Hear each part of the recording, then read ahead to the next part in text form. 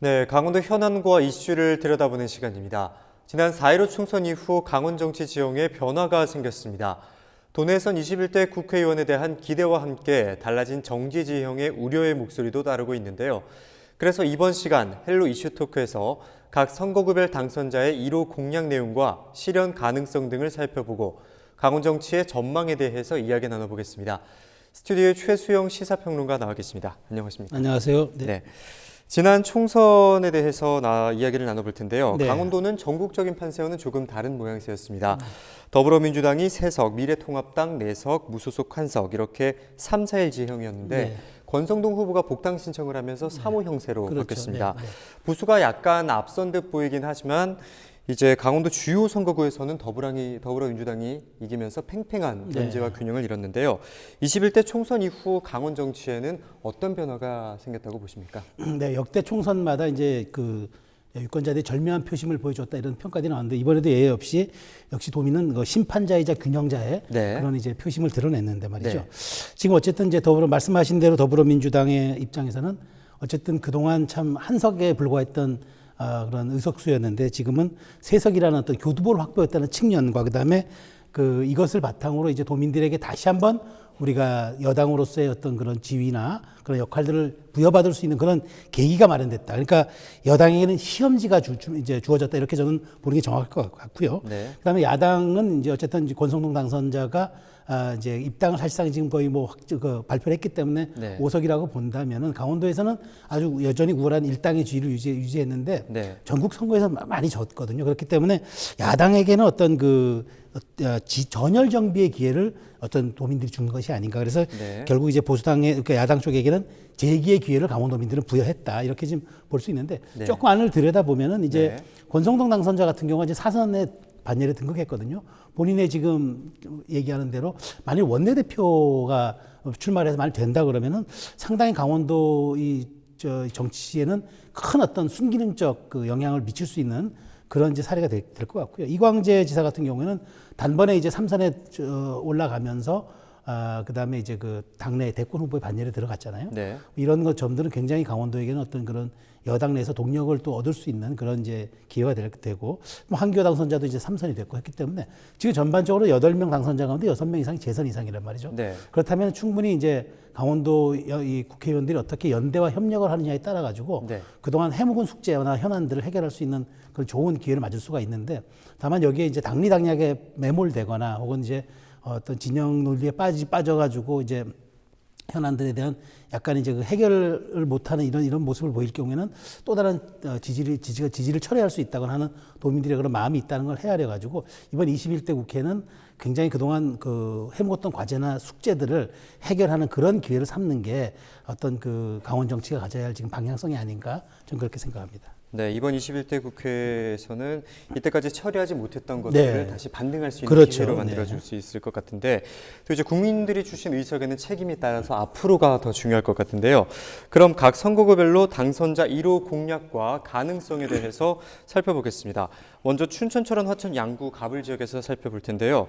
춘천 지역에는 처음으로 진보의 깃발을 꼽으면서 이제 춘천 정치사에 새로운 이정표를 남겼는데 여기에 대해서 한번 짚어보실까요?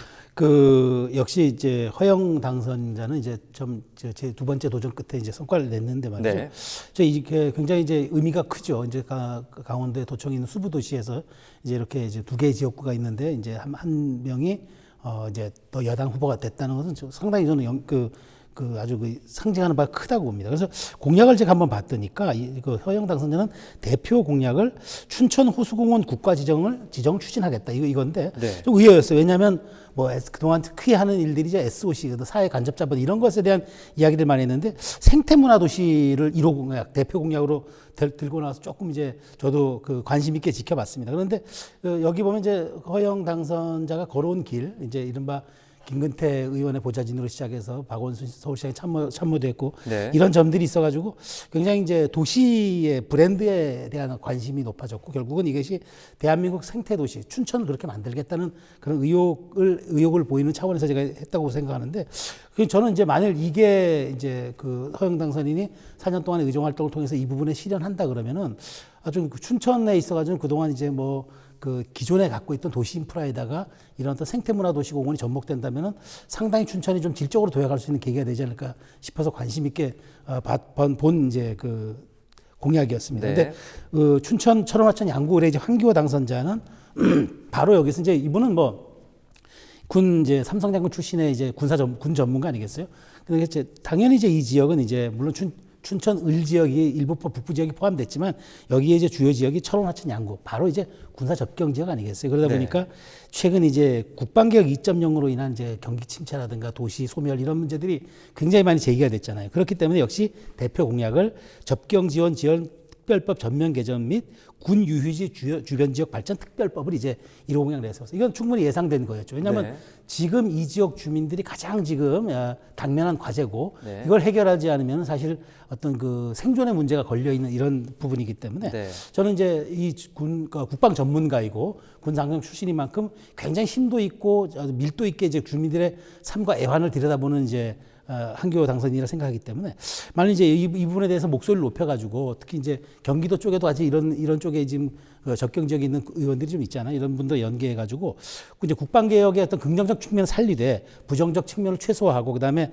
낙후 지역에 대한 지원 개념이 아니라 국방의 최일선에서 희생해온 어떤 접경 지역의 어떤 그런 보상 이런 문제들을 좀 국민 동의 속에서 진행할 경우에는 상당히 이 접경 지역 주민들에게는 큰 도움이 될 수 있고 또 국방부대로 국방개혁 2.0을 진행하는데 또 명분을 얻을 수가 있거든요. 그래서 저는 한기호 당선인이 이 대표 공약을 가진 접경 지역 지원 특별법 개정하고 군 주변지 발전 계획에 대해서 정말 어떤 그 노력을 보여줄지 좀 관심이 좀 되고 있습니다. 네, 말씀하신 대로 허영 당선자의 공약은 생태 공약, 그렇죠. 의회의 공약이었고 한기호 당선자의 공약은 접경 지역인 만큼 예상됐던 공약이었다라고 짚어주셨는데 원주 갑과 을로 한번 가보겠습니다. 원주 갑과 을은 더불어민주당에서 승리를 거뒀습니다. 그렇죠. 10년 만에 정치 무대로 복귀에 성공한 이광재 후보와 이제 재선에 성공한 송기현 후보 한번 짚어볼까요? 원주는 역시 이제 그동안 진보 성향의 도시라고 이제 많이 분석이 됐는데 결국 이번에는 두 갑을 모두 이제 석권을 했습니다. 그런데 이제 이광재 당선자는 이제 말하던 도지사도 역임을 했고 그다음에 중앙정치 무대에 많이 알려진 그런 이제 이른바 좀 대선 후보로도 거론되는 그런 중견 정치인 아니겠습니까? 저는 이제 1호 공약이 무엇인지 봤더니까 아주 의외였어요. 교육 클래스를 높이는 이제 시스템을 구축하겠다. 사실 이게 좀 추상적인 것 같아 보이지만 저는 그렇게 보지 않고 이게 상당히 미래의 방점이 찍혀져 있구나. 그러니까 여기 이제 원주 교육이 이제 나침판을 새로 한번 그려보겠다. 그런 점에서 모든 각급의 대표들이 참여하는 이른바 뭐 학생 대표, 학부모 대표, 기업인 대표, 그다음에 각각의 이제 기타 등등 이제 모든 그런 분야의 대표들 모아서 원탁의 형태로 해가지고 그다음에 이제 바로 이런 논의를 통해서 교육의 공공성과 민주성을 담보하겠다. 그걸 바탕으로 이제 미래 다시 말하자면 이제 4차 산업 시대가 도래했을 때 일자리 찾는 교육, 그다음에 일자리 만드는 교육으로 원주의 도시 경쟁력을 강화시켜 나가겠다. 저는 굉장히 이거는 좀 진일보된 그런 공약이라고 생각을 합니다. 그래서 이제 단순히 교육 환경을 개선한다, 그런 인프라를 뭐 구축한다 이런 차원이 아니라 교육의 질을 높여가지고 이제 과거 이제 우리가 그냥 단순히 대학을 졸업해가지고 취업하는 이런 단계의 그런 교육이 아니라 미래 시대에 맞게 우리가 여기에 이런 인재들을 공급해내는 질적으로 좀 전환된 교육을 본인이 만들겠다 해서 상당히 이 부분에 대해서는 이제 본인이 의정 활동을 어떻게 하고 이제 굉장히 여기 전문성도 있는 분야이기 때문에 굉장히 가서 본인이 갖고 있는 인적 네트워크라든가 역량을 잘 구축해 가지고 이 부분을 활성화시켜야 된다면은 원주 이 갑의 이광재 당선자의 공약은 상당히 좀 전기를 마련할 수 있는 공약이 될 수도 있겠다. 저는 그런 생각이 들었고요. 송기현 당선자는 이제 그 지난 초선 때는 법사위 간사하면서 전국적인 주목도를 많이 끌었고 특히 조국 사태 때 더불어민주당의 이제 그 이른바 주포 노릇을 하면서 이제 역할을 하면서 굉장히 인지도를 많이 높였던 그런 당선인인데 1호 공약을 보니까 원주를 창업도시 연구도시로 육성하겠다. 이제 그런 이제 혁신도시 이후에 궤를 같이 하는 것 같아요. 그러니까 다시 말하자면 이제 원주가 혁신도시, 그다음에 기업도시 같은 특성을 잘 살려서 실제로 이제 원주가 그런 기능을 할 수 있게끔 하는 그런 이제 배후 역할들을 심어 나가겠다. 이런 의제 표현이 창업도시, 연구도시를 하겠다. 그래서 이제 여기에 이제 주요 이제 그 개혁을 봤더니까 청년 벤처 창업 투자 기업 이런 것을 이제 만들고 이제 미래 원주를 준비하는 것을 이제 준비해가지고 원주 혁신 특구를 조성하겠다. 그래서 이제 지금 청년 벤처 창업 투자 기업들과 그다음에 원주 혁신 특구가 같이 결합이 돼서 공공기관의 적극 참여도 유도하고 그다음에 이제 도시 첨단 산업단지를 조성하면 지금 원주가 있는 대학교도 있고 여러 가지가 있잖아요. 그런 바로 이제 산학연을 같이 구축해가지고 4차 산업혁명에 선제적으로 대응해서 원주를 일자리 도시 만들겠다. 그러니까 이광재 후보는 당선인은 이제 그 교육의 질적인 그 클래스를 이제 높이고 여기는 그런 교육을 바탕으로 나중에 이제 원주의 미래까지 이제 결합시키는 그런 공약이기 때문에 두 당선인이 아마 정당이 또 같은 만큼 이런 부분에 대한 좀 조율들을 구체적으로 해 나가면서 힘을 키운다면은 원주는 이 각자 내세웠던 대표 공약들을 충분히 좀 실현 가능하게 하고 또 이런 부분들이 평가받는 또 길이 되지 않을까 저는 그런 생각을 합니다. 네, 두 당선인의 공약이 합쳐지면 시너지 효과를 낼 것으로 기대가 되는데 다음으로 강릉으로 한번 가보겠습니다. 강릉은 미래통합당 복당을 신청한 권성동 당선자가 4선이라는 쾌거를 이뤘는데요. 네. 이 당선자의 1호 공약에 대해서 짚어볼까요? 이제 좀 여기도 조금 약간 의외였어요. 그러니까 네. 제2 혁신도시를 유치하겠다. 네. 그러니까 원주처럼 혁신도시를 유치하겠다 이런 건데 지금 이제 원래 강릉이라는 데가 대표적인 관광도시 아니겠습니까? 네. 그런데 이제 지금 말하자면 이제 관광지라 하더라도 어떤 그런 돌발적으로 생겨나는 일자리 말고 고정적 일자리가 부족해서 매년 인구 감소가 진행되고 또 특히 젊은 층이 이제 수도권으로 이탈하는 데 따라 가지고 초고령화 시대로 이제 진입이 빠르다. 그러니까 권 당선인은 이렇게 이제 어떤 뭐 대책을 하나 두 개 투입해서 될 문제가 아니라 좀 질적으로 바꿔보겠다. 다시 말하면 지금 KTX가 강릉까지 연결돼서 2시간 거리잖아요. 네. 그럼 사실상 수도권으로도 분류할 수 있을 만큼의 가까운 거리이기 때문에 이렇게 된다면 혁신도시 유치가 된다면 공공기관들이 들어오잖아요. 그러면은 그렇죠. 원주가 보니까 1기 혁신도시 지정된 이후 현재까지 6만 명의 인구 순증 효과가 있었다는 거예요. 그렇다면 네. 강릉도 그런 효과를 기대하겠다. 그렇다면 이제 지역 인재를 또 채용도 하게 되니까 일자리도 늘어나고 인구가 더 젊은 층이 늘어나기 때문에 도시 경쟁력도 높아지고 네. 그런 점에서 제2혁신도시를 이제 대표 공약으로 내세운 것 같습니다. 네. 만일 이제 권 당선자가 이제 미래통합당의 원내대표를 도전했으니까 네. 만일 이제 거기 이제 성공하거나 혹은 이제 그 원내대표 역할을 수행하게 된다면 이런 부분들에 대해서는 상당히 또 목소리를 낼 수가 있거든요. 그렇기 때문에 이 부분에 저는 공약이 대단히 관심 있게 진행되는 과정을 좀 볼 필요가 있다. 저는 그렇게 생각합니다. 네, 앞으로의 당내 입지를 넓히는 데 주력을 하고 있는 모습인데 다음으로 홍천, 횡성, 영월, 평창 살펴보도록 하겠습니다. 검경대결로 주목을 받았었는데 유상범 당선자가 네. 이제 승리를 했고요. 1호 공약과 실현 가능성에 대해서 한번 짚어볼까요? 1호 공약을 유상범 당선자는 이제 용문 홍천 간 철도 공사를 했더라고요. 그래서 이게 지금 여기가 중부 내륙이잖아요. 근데 더군다나 홍천, 횡성, 영월, 평창이 이제 중부권 내륙 도시인데 여기는 그야말로 이제 교통이 가장 핵심적인 이제 그 현안이 될 수밖에 없는 거죠. 그래서 이제 여기 이 유당선인은 보니까 그동안 왜 여기에 도로망이 잘 되지 않았느냐.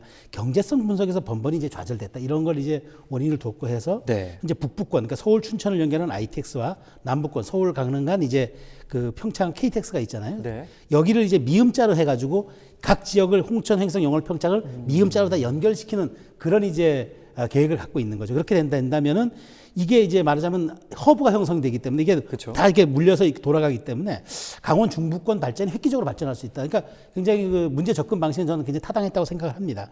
그렇게 된다면은 이제 그 교통망 연결이 되면 아무래도 이제 그 농업이 6차 산업으로 활성화될 수 있는 또 그런 이제 그 전기가 마련되기 때문에 자연스럽게 기업 유치도 할 수 있고 또 일자리 창출도 될 수 있지 않겠어요? 그래서 네. 유동인구의 증가로 이제 상권이 활성화되고 자연스럽게 지금 농촌 고령화와 지역 소멸 문제도 동시에 해결할 수 있다. 네. 그것을 가장 기본적인 교통망 확충으로 봤기 때문에 용문 홍천 간 철도 건설. 다만 이제 이 부분은 국가 계획과 맞물려야 되는 게 있어서 이제 초선 의원이지만 또 본인이 갖고 있는 이제 인맥과 네트워크를 잘 활용해서 이 부분에 대해서 이제 본인이 노력을 한다면 저는 충분히 좀 그 어떤 그 결과를 낼 수도 있지 않을까라는 기대를 갖고 있습니다. 네. 다음으로 속초 인제 고성 양양도 살펴보겠습니다. 이양수 당선자의 1호 공약에 대해서 한번 짚어볼까요? 역시 이제 여기는 이제 20년 만에 설악권 선거가 전부 모였잖아요. 네. 속초, 고성, 양양으로 돼 있다가 이제 인재가 이제 들어오면서 완전 설악산 하나로 이제 묶어진 패키지가 됐는데 네. 그러다 보니까 이제 그 제각각 지역의 발전 모델보다는 이 설악의 미래 비전을 제시하고 각 시군이 또 독자적으로 추진한 사업들이 아니라 이것을 이제 공동 사업이라든가 연계 사업을 통해서 앞으로 설악권의 미래를 이제 헤쳐나가겠다. 이렇게 이제 했기 때문에 뭐 당연히 저는 이제 물론 여기에 대해서는 이제 오색해 볼까가 있긴 하지만 제가 뭐 이렇게 하나를 끄집어낸 게 아니라 네 지역을 동시에 패키지로 묶는 방안으로서 설악권 연계 개발을 이제 설악권 동반 성장을 위한 마스터 플랜을 수립하겠다 이렇게 한 것 같아요. 네. 아무래도 이게 된다면 이제 이게 국가적 연구 용역도 거쳐야 될 것 같고 예산도 받아야 될 것 같은데 만일 이게 실현된다 그러면은 설악권 전체가 어떤 그 세계적인 명품 체류형 관광지로 발전할 수 있고 이 네 시군이 네 도시가 묶여진 이제 시너지가 날 수 있기 때문에 네. 이 방향성은 이제 굉장히 잘 잡은 것 같은데 이 부분이 실제로 실현되려면은 상당한 노력을 의정 활동에서 굉장히 기울여야 할 것으로 저는 생각을 합니다. 네. 다음으로 동해태백 삼척 정선으로 가보겠습니다. 미래통합당 이철규 당선자가 승리를 했었는데요. 1호 공약과 실현 가능성에 대해서 짚어볼까요? 네, 이제 여기 이철규 당선자는 이제 동해태백 삼척 정선이 폐광 지역이라는 특성도 있지만 또 하나 이제 동해와 이제 내륙이라는 이제 또 갈려진 부분이 있어가지고 폐광 지역 지원 개발에 관한 특별법 이것을 이제 개정을 해가지고 좀 연장시키겠다 이 부분을 가장 이제 그것을 냈어요. 그러면서 이제 이철규 당선인은 각 이제 그 4개 시군의 발전을 위한 공이 이제 그 각각의 지역 발전들을 그 제시했더라고요. 그러니까 동해시는 이제 동해 강릉 KTX 선로 초고속화 개량에 대한 것, 그 다음에 태백시는 태백 영동선 철도 고속화 개량, 네. 삼척시는 삼척 제천 고속도로 건설, 이것을 대선 공약에 반영하겠다 이런 걸 냈는데 정선은 이제 폐특법 연장이고요. 이것은 굉장히 이제 같이 맞물려 있는 거죠. 폐특법이 연장이 돼서 폐광 지역이 좀 자생력을 갖는 시간을 좀 보려면은 역시 여기도 이제 교통이라는 인프라가 깔려야 됩니다. 그리고 제각각 도시들이 갖고 있는 경쟁력을 끄집어내야 되기 때문에 네. 이철규 당선인은 이 부분에 대해서 아마 이제 폐특법 연장이 갖고 폐광 지역이 자생력을 갖기 위해서라면 충분히 그간의 어떤 도로교통 확충을 통한 경쟁력이 선행되어야 한다. 이런 것들을 고민한 것 같아요. 그래서 이렇게 낸 것 같은데 굉장히 좀 넓은 지역이기도 하고 하지만 폐광지역 개발 지원에 관한 특별법 개정은 도민들이 여러 가지 또 열망이 담겨 있는 거기도 해서 그렇죠. 이제 재선 의원이니까 아마 이 부분에 대한 충분한 검토를 가지고 아마 정부와 또 협상대 나서고 또 정치권의 중론을 모을 것 같습니다. 네. 지금까지 8개의 선거구의 정치 공약과 실현 가능성에 대해 짚어봤는데요. 참 이 당선의 기쁨을 우리 국민들의 윤택한 살림살이로 돌려줄 수 있는 이 당선인들의 행보가 이어졌으면 하는데 그런데 이번 총선 결과 도내 12개 시군에서 자치단체장과 국회의원의 정당이 엇갈려서 우려되는 점도 있다고 들었습니다. 네. 그러니까 아무래도 춘천과 원주, 영월, 철원, 화천, 양양 여기는 단체장과 소속 그 국회의원이 정당이 같습니다. 그런데 이제 다른 지역은 좀 다르긴 한데 네. 저는 이제 여기에 너무 이제 정당과 지역을 따로 두고 본다는 건 단견적인 사고 같아요. 왜냐하면 앞으로 이렇게 좀 진영 논리에 빠지거나 정당에 매몰되는 행보들을 보이는 것이 과연 지역 발전에 큰 도움이 안 되거든요. 그래서 저는 이제 이런 부분에서는 이제 어떤 네. 철저하게 서로가 이제 정치권과 행정이 같이 맞물려 가죠. 야당이라 하더라도 도정에서 도울 건 도웃고 비판할 건 비판하고 해야지 무작정 정당의 그런 어떤 입장과 다르다고 해가지고 배척하는 그런 건 안 되는 것 같아요. 그래서 물론 네. 우려되는 점은 있긴 합니다. 물론 아무래도 정당이 다르다 보니까 한 목소리 내는 데 대해서 좀 한계가 있겠지만 이것을 뛰어넘는 정치력을 발휘해야 될 것 같고 도민들이 이번 총선에서의 선택들이 바로 심판자이자 제가 균형자라는 표현을 썼는데 이런 부분들을 분명히 들여다볼 겁니다. 그래서 누가 과연 대승적 정치와 어떤 지역 현안을 위해서 헌신했는지 아니면 어떤 일에 대해서는 본인들이 굉장히 소홀했는지 이런 점들을 다음 총선에서 분명히 심판할 거기 때문에 의정 활동을 통한 또 어떤 지역 풀뿌리 민주주의 활성화를 위한 단체장들의 행보도 이런 부분들에 대해서 좀 신중하게 좀 행보를 해야 될 것 같아. 이런 우려되는 분들을 좀 불식시켜줄 필요가 있다. 저는 그 말씀 드리고 싶습니다. 네, 여야가 갈라서기보다는 합심해서 그렇죠. 머리를 맞대야 한다고 말씀을 해주셨는데 마지막으로 강원도 8개 선거구 당선자의 1호 공약과 가능성들을 살펴봤는데요. 앞으로 강원도의 정치 전망과 더불어서 당부의 말씀을 해주시면 어떤 말씀을 해주실까요? 네, 제가 얼마 전에도 이 방송에서 얘기했습니다만 매니페스토 운동본부가 20대 국회의원 당선자들의 20대 국회의원들의 이제 그 공약을 분석을 해봤어요. 그랬더니 전체 지역구 의원들이 공약을 내세웠는데 실현됐던 게 절반이 안 됐던 걸로 나타났습니다. 그러니까 저는 당선인들이 공약에 너무 매몰되지 않았으면 좋겠어요. 우리가 뭐 강을 건넜으면 배를 버리라는 얘기 있잖아요. 그러니까 선택과 집중을 했으면 좋겠다. 버릴 공약들은 과감히 버리고 본인들이 이것만큼 해야 되겠다는 것들에 집중해가지고 그래서 약속을 지키는 게 더 중요하다고 보고요.